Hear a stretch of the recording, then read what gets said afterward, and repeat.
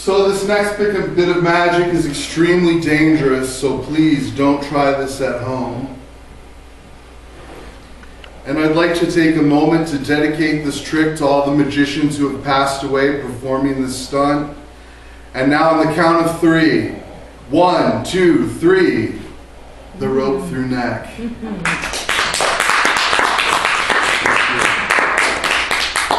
And now by this point in the show, you can probably tell that I'm a pretty talented individual. I have gifts. But there are people out there who only pretend to have gifts, and they can actually cause a lot of problems.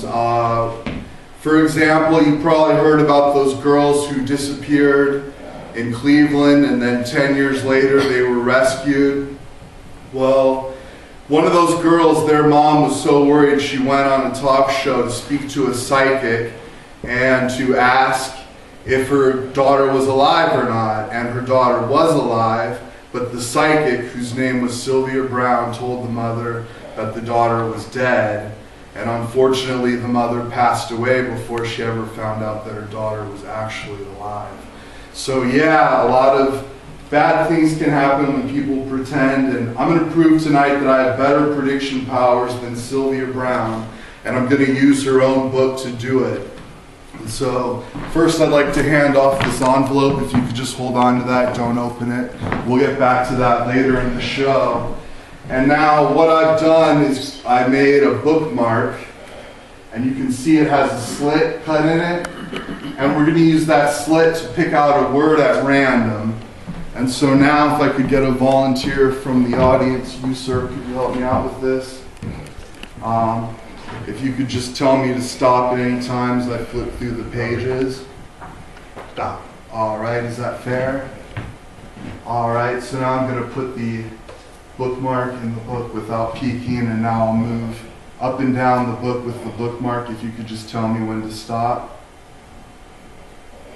Stop. All right. And now if you could look through that slit and tell me the first, or don't tell me, just look at the first word you see and memorize it for me. Okay, I can't see right now. Oh, okay. You better ask him. I don't have my glasses. Okay.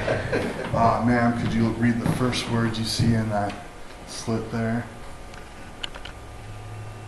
Yes. All right. I also don't have my glasses. And now, could you just say out loud what the word was? Mystical. Mystical. Ma'am, could you open up the envelope?